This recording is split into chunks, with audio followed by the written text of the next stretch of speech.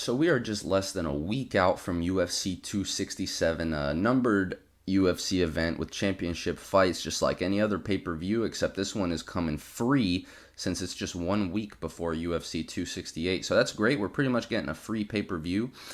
And let's just get right into it. I mean, headlined by Jan Blachowicz and Glover Texeira, of course, for the light heavyweight title.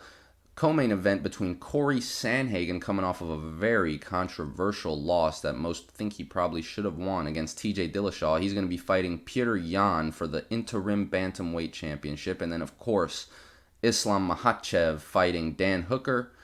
Khamzat Chimaev fighting Li Jiangliang. And then, of course, Magomed Ankalaev versus Volkan Ozdemir to kick off the card.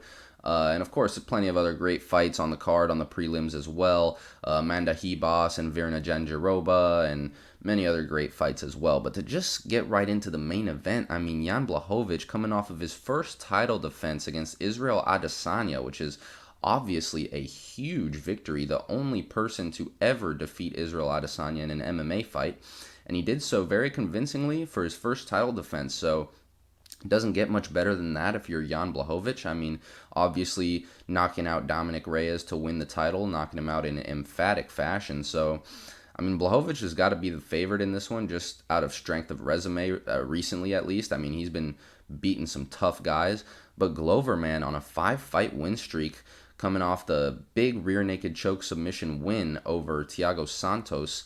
And that was just a few months after brutally, battering Anthony Smith. So it's going to be a huge fight. Obviously, both guys legitimate threats to each other, and it's going to be, obviously they're both extremely well-rounded, but it's going to be kind of interesting because obviously Glover is a technician on the ground. His Brazilian Jiu-Jitsu is next level. His submission skills are next level for the light heavyweight division. So Glover Texeira, I think, will probably have the edge on the grappling, at least from the top position. Whoever is on the top position always has the advantage. But I think Glover is likely, if they find themselves grappling, I think it's likely Glover will end up on top. I don't see Blachowicz, shooting for too many takedowns against a guy like Glover, against a guy like Adesanya, of course, but against a guy who Blachowicz probably thinks he'll be able to out-kickbox and out-strike. I think Blachowicz will probably try to keep the fight on the feet, and that's where this will be a tough fight for Glover because,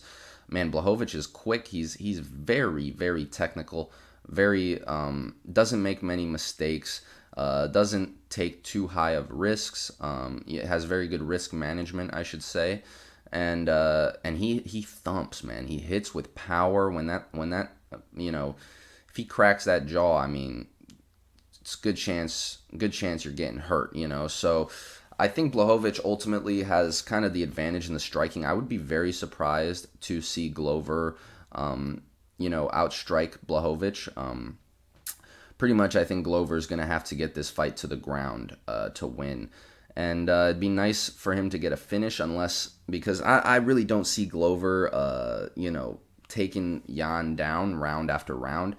So if Glover's going to win, it's either going to be him squeezing out 3 rounds somehow or him getting a finish on the ground, But after Jan Blachowicz got this big win against Israel Adesanya, I think you got to give the man a lot more respect because, I mean, his striking in that fight was next level. I mean, he was pretty much outstriking Adesanya for the most part, and of course he's a little bit bigger, but same height, same length. I mean, at the end of the day, if Adesanya was technically a lot better than Blachowicz, it would have showed, and it didn't show. So evidently Blachowicz is at least technically on par with Israel Adesanya, or close to it, so very, very interesting stuff. To get into the co-main event, I don't want to spend too much time on this, probably make some more videos regarding this card before it happens, who knows, but as far as the main event goes, I think Yan probably takes it, but very good fight. Cory Sandhagen versus Petr Yan, very, very good fight here. Of course, this kind of feels like the real title fight. Aljamain Sterling got the DQ win for the belt over Petr Yan. And then, of course, Cory Sandhagen, I'm just going to say it, he kind of got robbed against TJ Dillashaw. No disrespect to TJ. The man showed grit, showed heart in that fight, but I had Cory taking that one. I think most people did. But, I mean, Very interesting fight. Like I said, feels like the real title fight. I think Sandhagen's a tough matchup for Petr Yan, and I'm not gonna lie, I'm a fan of Cory Sandhagen. I love the way the dude fights. I'm a big fan of the guy. I think he's very talented, and I love it. I love his skill set. I love the way he fights. So like I said, I may be a little bit not biased because I don't know him. He's not my friend, but I'm definitely a fan of the guy. So. Definitely, I expect Sandhagen to kind of display that skill set we've seen him use against, man, TJ Dillashaw just recently, a fight that I thought he won. But even in his other fights, the Frankie Edgar fight was very quick, but he was putting on a clinic against Marlon Moraes as long as that fight lasted as well. So, I think Cory Sandhagen is going to be a little bit too tricky, a little bit too long, a little bit too elusive for Petr Yan. And I just think Sandhagen, man, I think he's probably the best in the world at 135 right now, and I really think he could probably beat anybody at that weight. So can't wait to see that fight. Petr Yan, though, he's got obviously great boxing, great takedown defense, great striking. Very, very great fighter as well. So that's why this is going to be a very interesting fight, because I really do think we got the two best bantamweights in the world fighting for that interim belt, which is very rare. You have that the two best fighting for an interim belt, So even though it's an interim title, it feels like a real title fight, and I'm hyped for it, just like I would be a real title fight. So yeah, that's going to be a huge fight. Like I said, I can't wait to see how Sandhagen bounces back after that controversial loss to TJ Dillashaw. And then Islam Makhachev versus Dan Hooker is going to be right before that one. Huge fight again, obviously. Islam Makhachev coming off a big win over Thiago Moises after submitting Drew Dober. So he's really starting to kind of beat these tough guys in the top 15, top 20 range. And this is obviously his biggest test. I think Dan Hooker is number 6. Long guy, tough guy, great striker. So, Dan Hooker is going to bring the fight. Dan Hooker's a scrapper. And, Islam Makhachev is not going to be able to just walk through Dan and turn this into a grappling match, Even if it does spend a lot of time on the mats, I mean, Dan is going to be doing whatever he can to, cause damage in there. And it's going to be a great fight, I think. A lot of people are kind of sleeping on Dan here.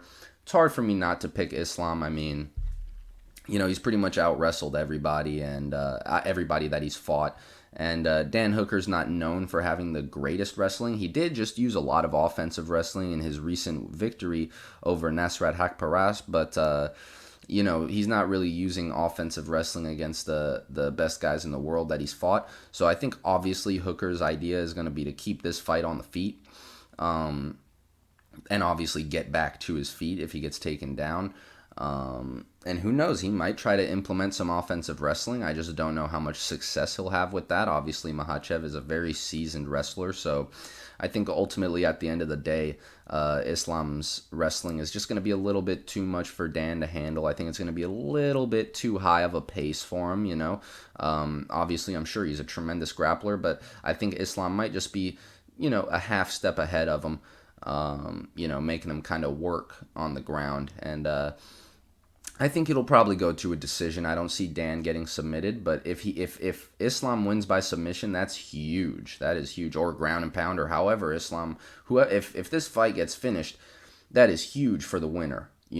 Regardless of how it finishes and who wins. If somebody in this fight wins by finish, that's huge. That is huge. Like they're probably 1 or 2 fights away from a title, if that. So yeah, it'd be huge for a finish win in this one.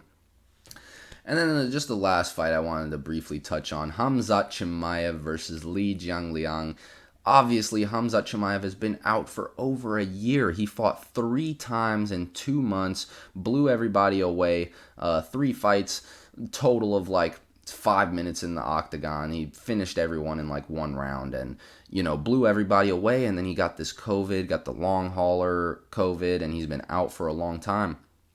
Making his return now at 170 against a tough comer in Li Jiangliang. I mean, the Leech is not a pushover. Like, nobody can just go in there and make easy work of this guy. So, it'll be very interesting. This is a very good matchup, a very good gauge to see where Khamzat is at. Obviously, if he loses, he's not exactly what everybody was hyping him up to be as the next champion and all that.